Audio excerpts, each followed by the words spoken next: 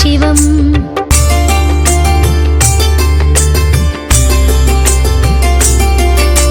सर्वमङ्गलमाङ्गल्यं सर्वपापप्रणाशनं चिन्ताशोकप्रशमनम् आयुर्वर्धनमुत्तमम्। रश्मिमन्तं समुद्यन्तं देवासुरनमस्कृतं पूजयस्व पिबस्वन्तं भास्करं भुवनेश्वरम्।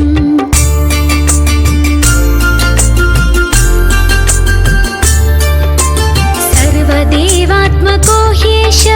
तेजस्वी रश्मिभावना येष देवासुरागणान् लोकान् पाति गभस्तिभिः। एष ब्रह्म च विष्णुश्च शिवस्कन्दः प्रजापतिः महेन्द्रो धनदः कालो यमः सोमो ह्यपाम्पतिः।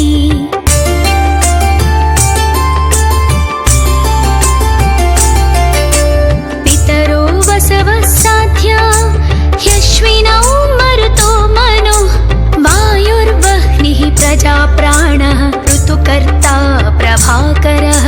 आदित्यः सविता सूर्यः खगः पूषा गभस्तिमान् सुवर्णः सदृशो भानु हिरण्यरेता दिवाकरः।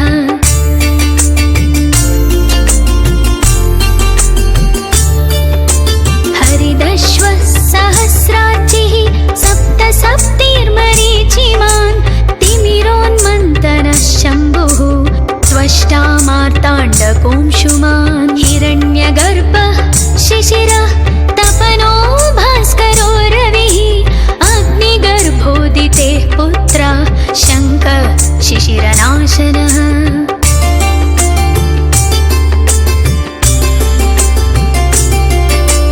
व्योमनाथस्तमो भेदी ऋग्यजो सामपारगः घनावृष्टिरपां मित्रो विन्ध्यवीधिप्लवङ्गमः। आतपी मण्डली मृत्युः पिङ्गळः सर्वतापनः कविर्विश्वो महातेजा रक्तः सर्वभवोद्भव।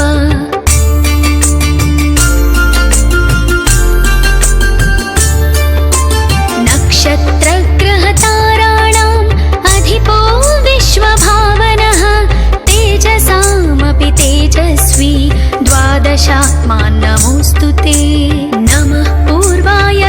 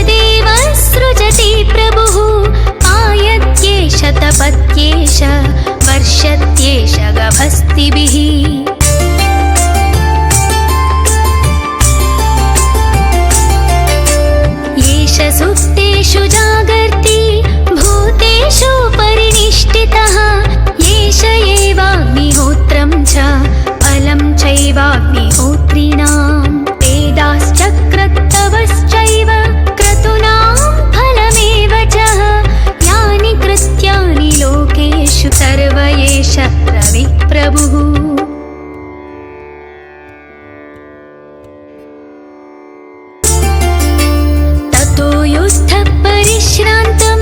समरे चिन्तया स्थितं रावणं चाक्रतो दृष्ट्वा युद्धाय समुपस्थितं दैवतैश्च समागम्य द्रष्टुमभाग्यतोरणम् उपगम्य ब्रवीद्रामम् अगस्त्यो भगवान् ऋषिः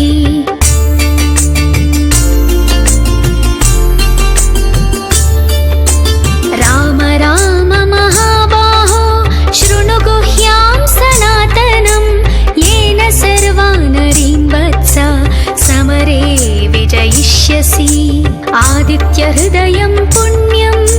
सर्वशत्रुविनाशनं जयावहं जपे नित्यम् अक्षय्यं परमं शिवम्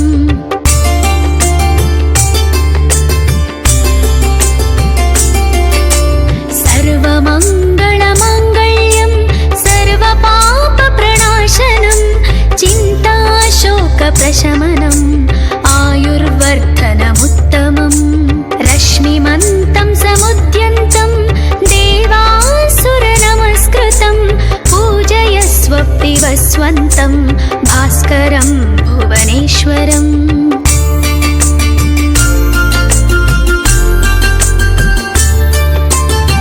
सर्वदेवात्मको ह्येष तेजस्वी रश्मिभावना येष देवासुरागणान् लोकान् पाति गभस्तिभिः एष ब्रह्म च विष्णुश्च शिवः स्कन्दः प्रजापतिः महेन्द्रो धनदः कालो यमः सोमो ह्यपाम्पतिः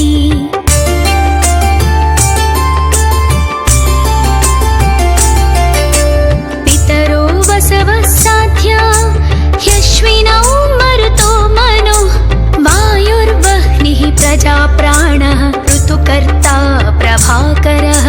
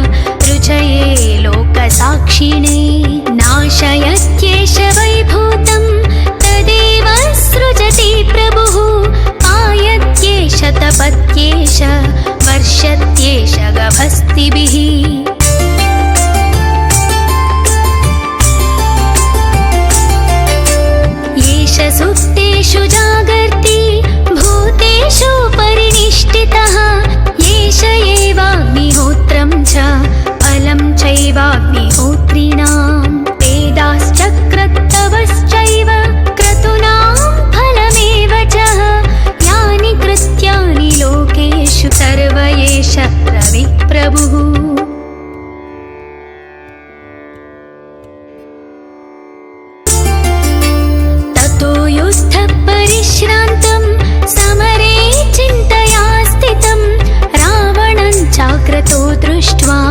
युद्धाय समुपस्थितम् दैवतैश्च समागम्य द्रष्टुमभाग्यतोरणम् उपगम्याब्रवीद्रामम् अगस्त्यो भगवान् ऋषिः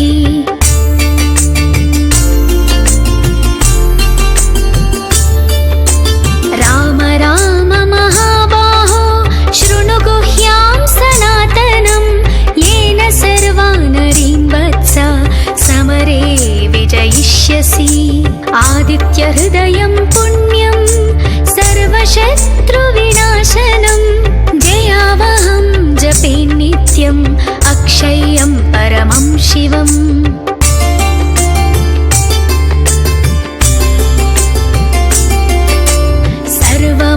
सर्वमङ्गलमाङ्गल्यं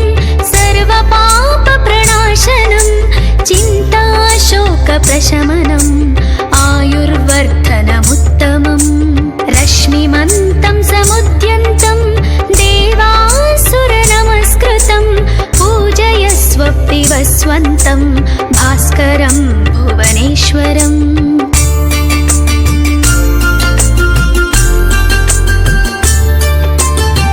सर्वदेवात्मको ह्येष तेजस्वी रश्मिभावना येष देवासुरागणान् लोकान् पाति गभस्तिभिः एष ब्रह्म च विष्णुश्च शिवः स्कन्दः प्रजापतिः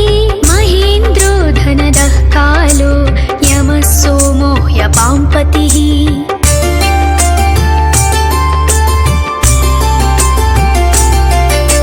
पितरो वसवः साध्या ह्यश्विनौ मरुतो मनो वायुर्वह्निः प्रजाप्राणः ऋतुकर्ता प्रभाकरः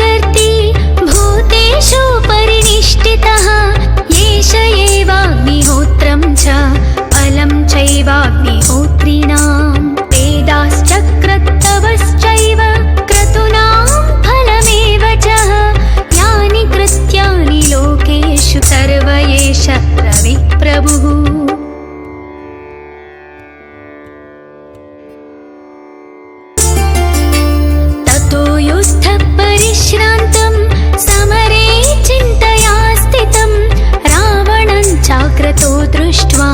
युद्धाय समुपस्थितम् दैवतैश्च समागम्य द्रष्टुमभाग्यतोरणम् उपगम्य ब्रवीद्रामम् अगस्त्यो भगवान् ऋषिः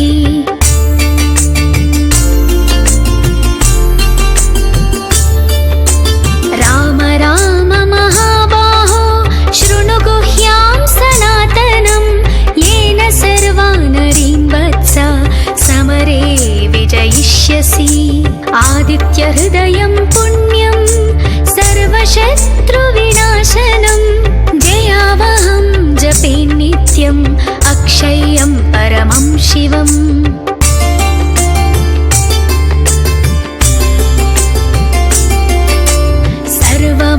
सर्वमङ्गलमाङ्गल्यं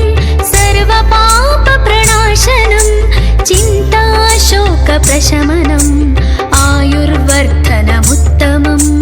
रश्मिमन्तं समुद्यन्तं देवासुरनमस्कृतं पूजयस्व पिबस्वन्तं भास्करं भुवनेश्वरम्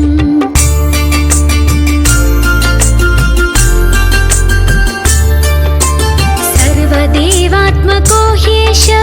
तेजस्वी रश्मिभावना येष देवासुरागणान् लोकान् पाति गभस्तिभिः एष ब्रह्म च विष्णुश्च शिवः स्कन्दः प्रजापतिः महेन्द्रो धनदः कालो यमः सोमो ह्यपाम्पतिः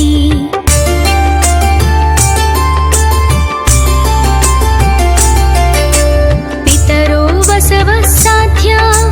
ह्यश्विनौ मरुतो मनो वायुर्वह्निः प्रजाप्राणः ऋतुकर्ता प्रभाकरः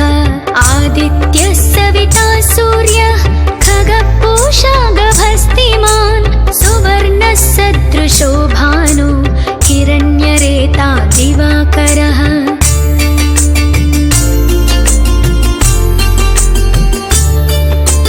हरिदश्वः सहस्राचिः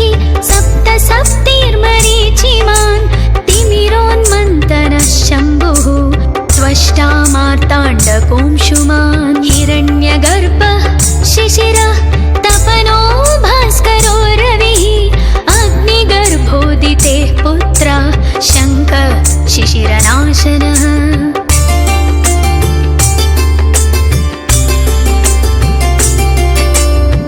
व्योमनाथस्तमो भेदी ऋग्यजो सामपारगः घनावृष्टिरपां मित्रो विन्ध्यवीधिप्लवङ्गमः आतपी मण्डली मृत्युः पिङ्गळः सर्वतापनः कविर्विश्वो महातेजा रक्तः सर्वभवोद्भव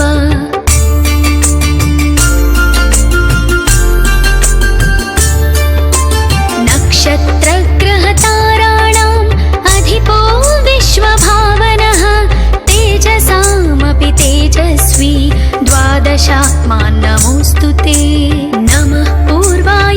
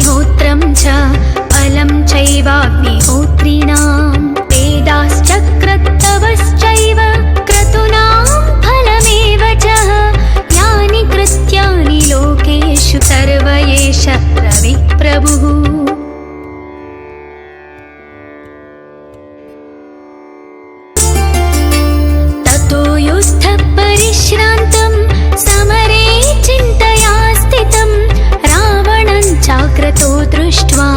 युद्धाय समुपस्थितम् दैवतैश्च समागम्य द्रष्टुमभाग्यतोरणम् उपगम्याब्रवीद्रामम् अगस्त्यो भगवान् ऋषिः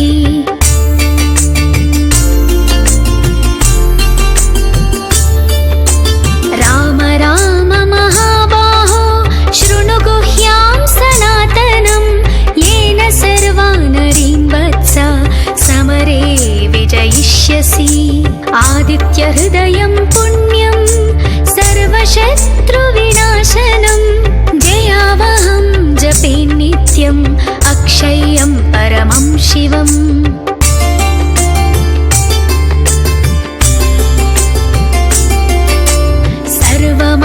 सर्वमङ्गलमाङ्गल्यं सर्वपापप्रणाशनं चिन्ताशोकप्रशमनम् आयुर्वर्धनमुत्तमम् रश्मिमन्तं समुद्यन्तं देवासुरनमस्कृतं पूजयस्व विवस्वन्तं भास्करं भुवनेश्वरम्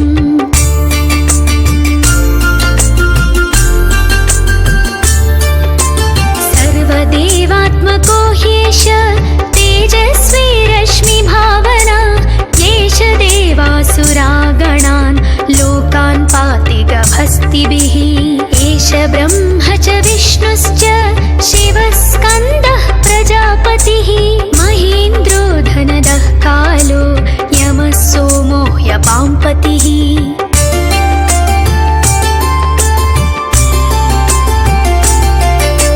पितरो वसवः साध्या ह्यश्विनौ मरुतो मनो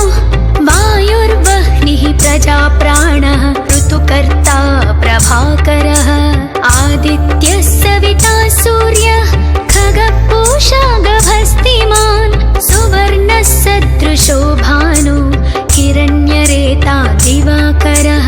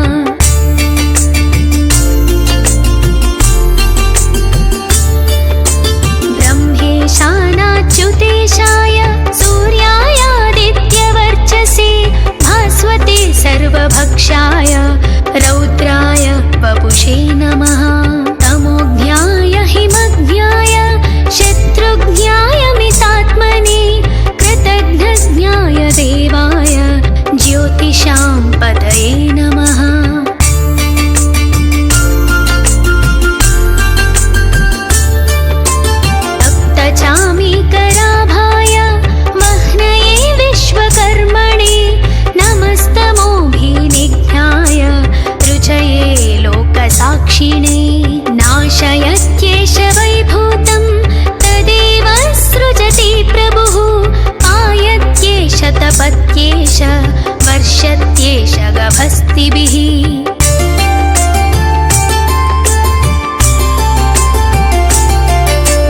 येष सुप्तेषु जागर्ति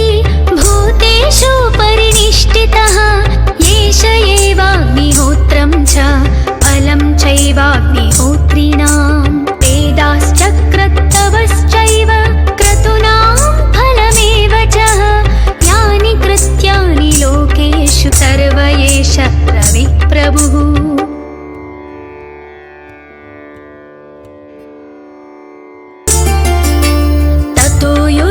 परिश्रान्तं समरे चिन्तया स्थितं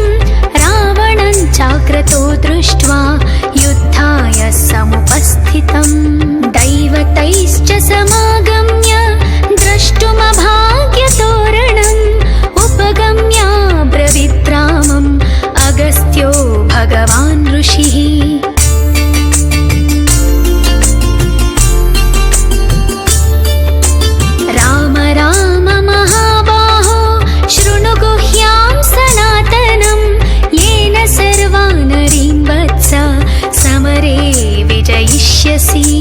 आदित्यहृदयं पुण्यं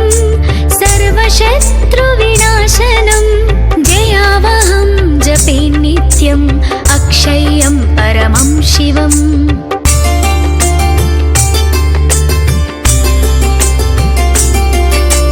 सर्वमङ्गलमाङ्गल्यं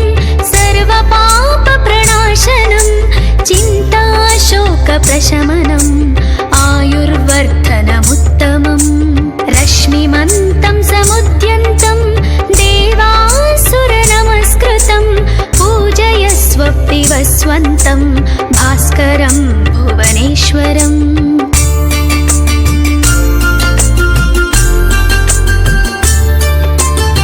सर्वदेवात्मको ह्येष तेजस्वी रश्मिभावना येष देवासुरा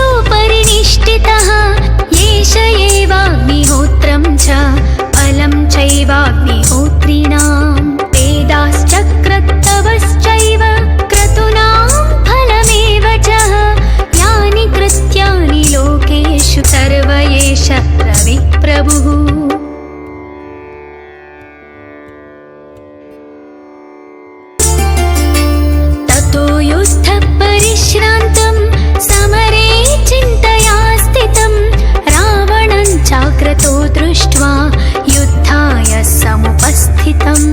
दैवतैश्च समागम्य द्रष्टुमभाग्यतोरणम् उपगम्य ब्रवीद्रामम् अगस्त्यो भगवान् ऋषिः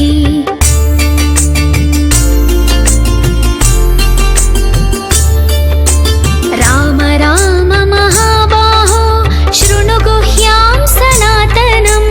येन सर्वानरीन् वत्स समरे विजयिष्यसि आदित्यहृदयं पुण्यं सर्वशत्रुविनाशनं जयावहं जपे नित्यम् अक्षय्यं परमं शिवम्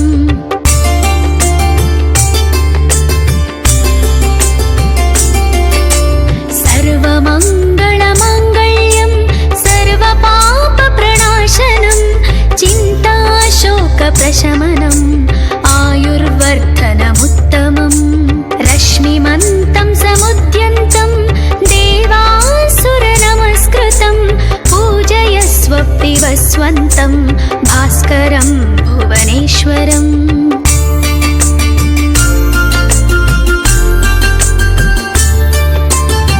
सर्वदेवात्मको ह्येष तेजस्वी रश्मिभावना येष देवासुरागणान् लोकान् पाति गभस्तिभिः एष ब्रह्म च विष्णुश्च शिवः स्कन्दः प्रजापतिः महेन्द्रो धनदः कालो यमः सोमो ह्यपाम्पतिः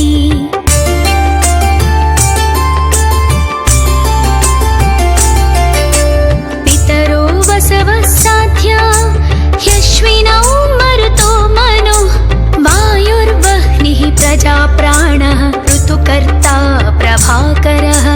आदित्यः सविता सूर्यः खगः पूषा गभस्तिमान् सुवर्णः सदृशो भानु हिरण्यरेता दिवाकरः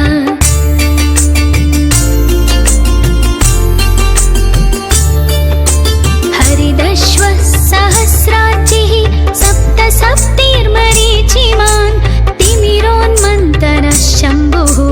त्वष्टा मार्ताण्डकोंशुमान् हिरण्यगर्भः शिशिरः तपनो भास्करो रविः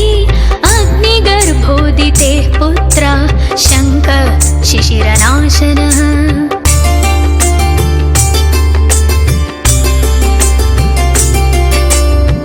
व्योमनाथस्तमो भेदी ऋग्यजो सामपारगः घनावृष्टिरपां मित्रो विन्ध्यवीधि प्लवङ्गमः आतपी मण्डली मृत्युः पिङ्गळः सर्वतापनः कविर्विश्वो महातेजा रक्तः सर्वभवोद्भव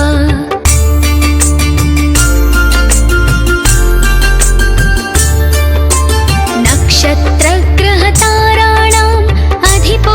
विश्वभावनः तेजसामपि तेजस्वी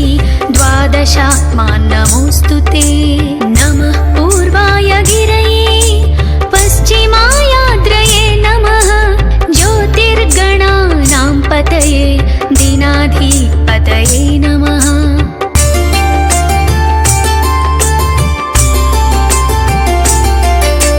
जयाय जयभद्राय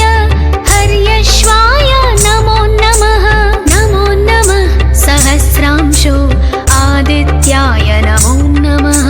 नमः उग्राय वीराय सारंगाय नमो नमः नमः पद्मप्रबोधाय मार्ताण्डाय नमो नमः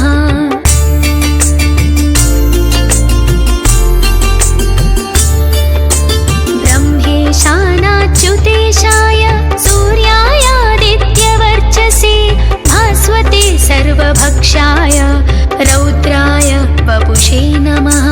तमोज्ञाय हिमज्ञाय शत्रुज्ञाय मितात्मने कृतघ्नज्ञाय देवाय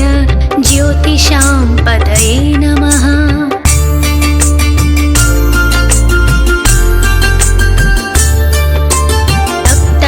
तप्तचामीकराभाय वह्नये विश्वकर्मणे नमस्तमोभिनिघ्नाय रुचये लोक